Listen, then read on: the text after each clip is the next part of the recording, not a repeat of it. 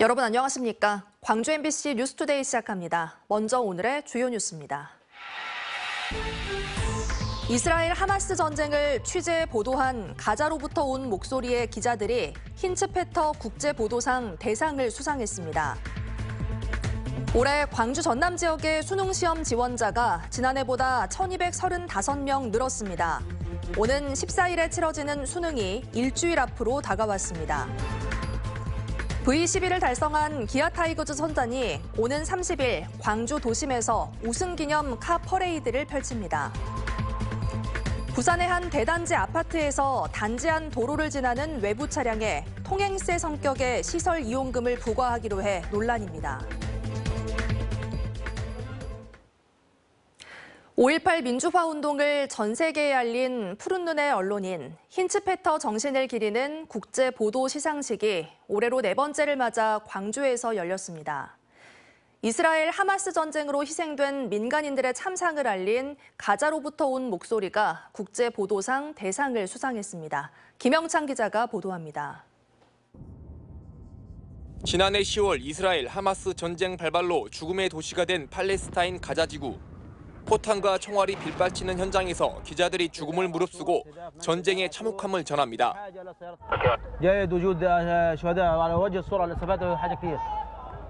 널브러진 시체들 사이에 유일한 생존자인 어린아이는 죽음의 문턱에서 가까스로 구출됩니다. 팔레스타인 출신 살라 알라우 기자 등 4명의 기자가 이스라엘군의 공습과 죽음의 위험을 이겨내며 취재한 가자로부터 온 목소리가 대상인 기로에선 세계상에 선정됐습니다.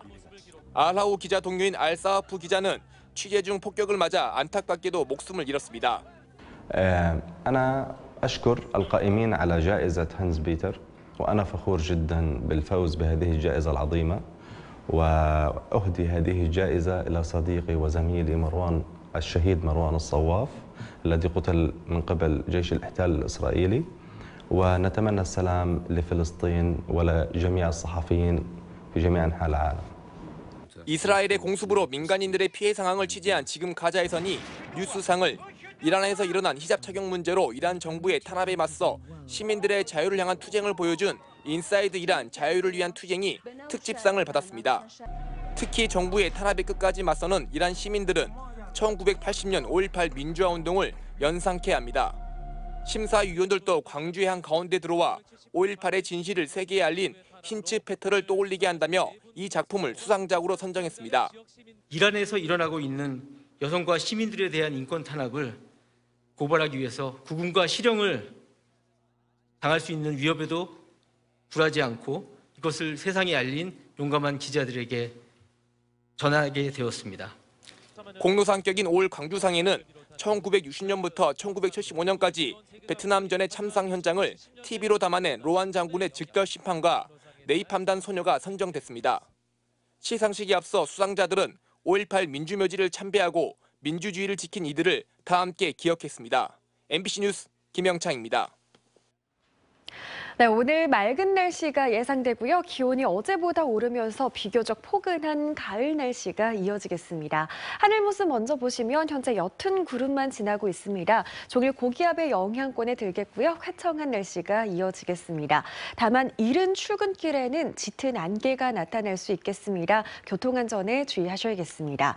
자세한 기온 살펴보시면 광주의 현재 기온 9도 안팎으로 어제 같은 시각보다 5도가량 높은 기온으로 시작하고 있습니다. 한낮 기온 19도로 낮 기온도 어제보다 2도가량 높겠습니다. 날씨 정보였습니다. 광주 전남 지역의 수능시험 지원자가 지난해보다 1,235명 늘었습니다. 광주의 수능 지원자는 16,000여 명으로 지난해보다 757명 늘었고 전남에서는 478명 늘어난 13,900여 명이 원서를 접수했습니다. 또 수능 지원자 가운데 졸업생 지원자는 광주의 경우 지난해보다 88명 늘었고 전남은 4명이 늘어난 것으로 집계됐습니다. 수능 시험은 오는 14일 광주 전남 83개 시험장에서 치러질 예정입니다. 어제 전남도의회 행정사무감사에서는 전남 국립의대 설립과 관련해 의원들의 질문이 쏟아졌습니다. 공동의대에서 단독의대, 통합의대로 이어지는 전남도의 오락가락 행보에 비판이 잇따랐고 담당 국장은 양 대학 통합과 관련해 의미 있는 발언을 내놨습니다. 김윤 기자가 취재했습니다. 전남 공립의대 유치를 담당하고 있는 전남도 인재육성교육국 행정사무감사장. 의원들의 질문은 전남 공립의대 설립에 집중됐습니다. 투트랙이라는 게 사실 가능하진 않잖아요. 어떤 뜻에서 투트랙을 하는지는 모르겠지만 통합 후 선정은 안 되잖아요. 이게 뭐 통합했다가 통합으로 갔다가 기조가 계속 변경한 것은 지사님 뜻이 그랬던 건가요? 공동의대에서 단독의대 공모 그리고 통합의대와 공모가 동시에 진행되면서 행정의 신뢰성을 잃었다는 지적도 제기됐습니다. 또한 용역사가 발표한 평가 기준도 원래 전남 공립의대 설립 목적에서 벗어났다는 지적도 나왔습니다. 왜 34년 전부터 의과대가 그렇게 의대병원을 이렇게 염원했는지 이게 중요한 거예요. 근데 그런 것은 다 없어져 버렸어. 질문과 답변 과정에서 담당 국장은 목포대와 순천대가 수차례에 걸쳐 통합 논의를 이어가고 있다며 의미 있는 결과를 기대하는 답변을 내놨습니다. 그런데 양 대학에서 현재 통합 논의를 진지하게 진행하고 있고 어제까지 한 7차례 정도 실무 협의체에서 만났습니다. 만나가지고 어느 정도 의견 접근을 받는데요. 핵심 쟁점으로 떠오른 전남 공립의대 설립을 위한 공모는 오는 15일까지 1차 접수가 마감될 예정입니다. MBC 뉴스 김윤입니다. 내년도 전남의 학교 무상급식비를 어떻게 분담할 것인지를 두고 전라남도와 전남교육청의 갈등이 커지고 있습니다. 좀처럼 합의점을 찾지 못하면서 학교 현장의 속도 타들어가고 있습니다. 안준호 기자가 보도합니다. 전라남도가 학교 급식비의 지원을 홀대한다는 내용의 피켓이 내걸렸습니다. 내년도 무상급식 식품비를 40% 지원하기로 했던 전라남도가 최근 30%만 분담하겠다고 하면서 도교육청의 분담 비율이 70%로 늘었기 때문입니다. 두 행정기관이 원활한 협의를 위해서 진행할 수 있는 일을 현장에 선생님들이 이렇게 나서야 하고 어린 우리 전남의 아이들의 피해를 본다는 것. 올해보다 200억 원 이상을 추가로 부담해야 하는 도교육청은 받아들일 수 없다는 입장입니다.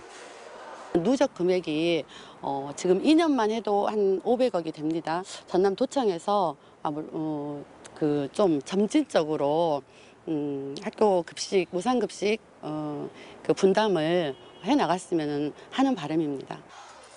이에 대해 전라남도는 무상급식 식품비에서만 30%를 지원할 뿐 친환경 등 우수 식재료를 별도로 제공하고 있기 때문에 총 합을 따지면 47% 대 53%로 양 기관의 분담률에 사실상 큰 차이가 없다는 점을 내세우고 있습니다. 그 친환경 식품비는 부담이 안 된 겁니다. 그렇기 때문에 실질적으로 두 개를 합쳤을 경우에는 30%가 우리 도가 30%가 아니고 아까도 말씀드렸다시피 저희들이 47%를 부담하게 됩니다. 예산을 둘러싼 첨예한 대립 속에 타들어가는 속은 따로 있습니다. 20%를 더 부담을 해야 하는데 도교육청에서 그러면 다른 교육의 환경이라던가 뭐 교재 교구 이런 데에 투자해야 할 돈이 현저히 적어지게 되는 거죠. 영양교육 교사들의 그런 것들이 다 포함되거든요. 근데 그런 것들은 못 구하고 식비에 그렇게 비율만 조정해서 학교급식을 운영한다면 미래 전남의 학교급식은 어떻게 갈 것인지. 서울을 비롯해 강원, 경남 등 7개 시도에서는 50대 50의 비율로 지자체와 교육청의 합의가 완료된 상황. 전남도의회 심사를 거쳐 이대로 30대 70 무상급식비 분담률을 확정 짓게 될지 학교 현장 안팎의 관심이 쏠리고 있습니다. MBC 뉴스 안준호입니다. 뇌물수수 의혹이 제기된 더불어민주당 소속 전남 지역 국회의원의 보좌관인 57살 남성 황모 씨에 대한 검찰의 구속영장이 기각됐습니다. 광주지법 김희석 부장판사는 피의자가 수령한 금액과 성격에 대해 다툼의 여지가 있어 보인다며 피의자도 범죄 혐의를 부인하고 있어 방어권을 보장할 필요가 있다고 기각 사유를 밝혔습니다. 황 씨는 지역의 한 사업가에게 사업 편의 제공을 명목으로 수천만 원 상당의 뇌물을 받아 챙긴 혐의를 받고 있습니다. 순천시의 한 서기관으로부터 고소장이 접수된 노관규 순천시장이 경찰 소환 조사를 받았습니다. 순천경찰서는 지난 3일 노 시장을 소환하고 직장 내 괴롭힘과 직권남용 권리행사 방해죄 등 관련 혐의에 대해 조사를 진행했습니다. 해당 서기관은 지난 7월 부당한 퇴직을 강요하고 무리한 징계 시도를 했다고 주장하며 노 시장과 유현호 부시장을 경찰에 고소했습니다.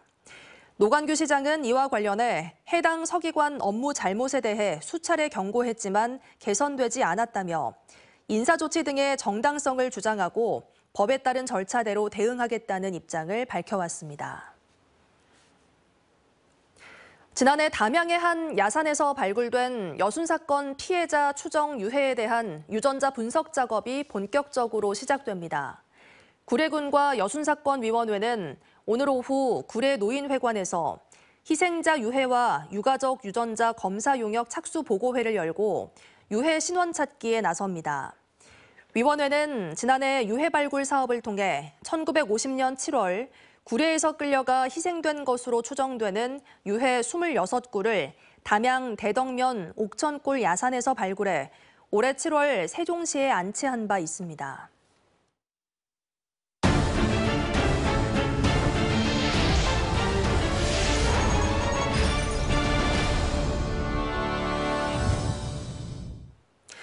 멸종 위기종을 비롯해 다양한 생물의 서식지이자 뛰어난 정화 기능을 갖춘 갯벌은 생태계의 보고라고 말하죠. 보성 벌교 갯벌을 중심으로 형성된 여자만의 가치가 재조명받고 있습니다. 보도에 주현정 기자입니다. 물이 들어찬 여자만, 바다 위 군락을 이룬 갈대밭이 장관입니다. 여자만의 진가는 물이 빠지면 드러납니다.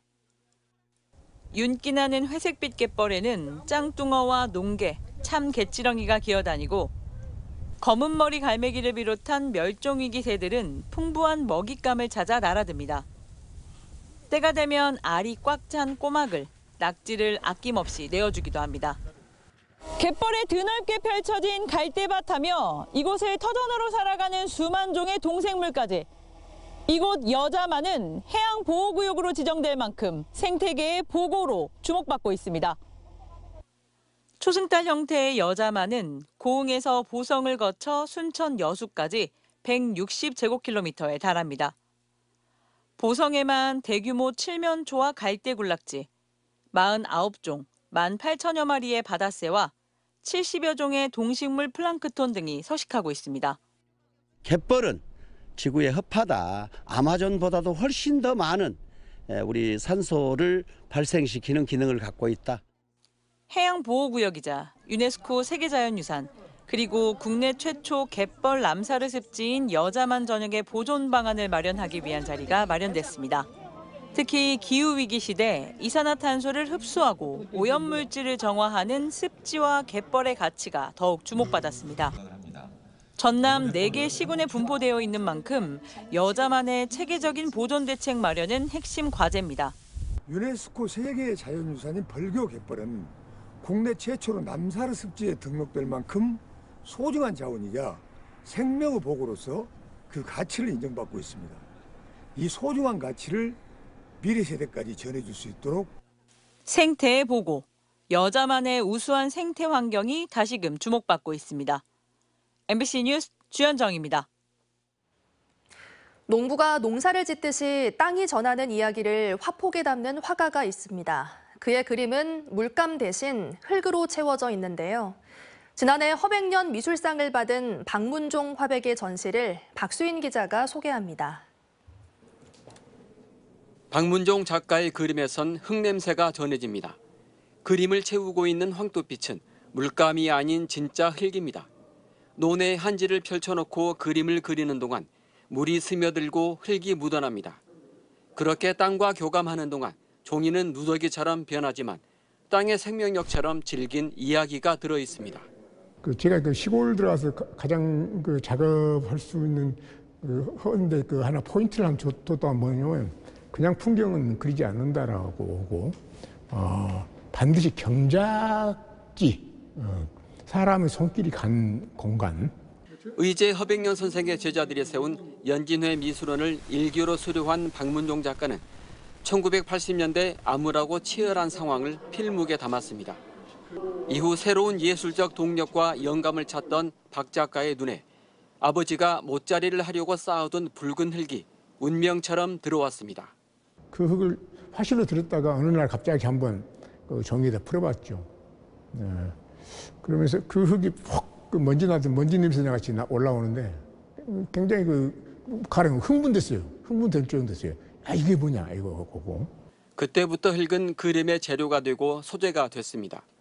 1997년 담양 수북에 둥지를 든 뒤로는 농부가 씨를 뿌려 가꾸고 거두듯이 땅에서 그림을 길어 올렸습니다. 뿌린 대로 돌려주는 흙처럼 그의 작품은 가식적인 묘사 없이 간결하고 진솔합니다. 의제 허백년의 정신이 깃든 곳이자 자신의 초기 창작 공간이었던 무등산 춘설원도 작품 속에 담겼습니다. 그림을 그리는 건 보습으로 땅을 가는 것 같다는 박문종 작가의 예술 여정을 탐방할 수 있는 60여 점의 그림이 그의 스승을 기리는 무등산 의제미술관에서 다음 달 25일까지 전시됩니다. MBC 뉴스 박수인입니다. 공사업체를 찾지 못해 공사가 최소 1년 이상 늦어지게 된 도시철도 2호선 2단계 사업과 관련해 첫 단추부터 잘못 꿰었다는 비판이 나왔습니다. 도시철도 건설본부에 대한 행정사무감사에서 박수기 의원은 2호선 2단계 709와 1009의 공사 예비 가격을 산정하는 과정에서 사업비가 적게 산정됐다는 시공사들의 의견이 나왔지만 비용 증액을 하지 않아 결국 공사 기간이 1년 이상 연기됐다고 지적했습니다. 그러면서 2호선 개통 지연이 불가피해진 만큼 시민들에게 정확한 상황을 공개하고 지연되는 공사에 대해 사과해야 한다고 강조했습니다. V11을 달성한 기아 타이거즈 선수단이 오는 30일 광주 도심에서 우승기념 카퍼레이드를 펼칩니다. 광주시에 따르면 김대중 컨벤션 센터에서 열리는 팬과 함께하는 축하 행사에 앞서 이범호 감독과 우승 주역 선수들은 차량에 올라 거리를 행진하는 카퍼레이드를 1시간 정도 진행할 예정입니다. 카퍼레이드는 1989년 5번째 우승을 달성한 이후 35년 만으로 노선과 시간은 아직 정해지지 않았습니다. 광주시는 전국에서 팬들이 몰릴 것으로 예상되는 만큼 안전대책을 마련해 안전한 행사가 될 수 있도록 한다는 방침입니다.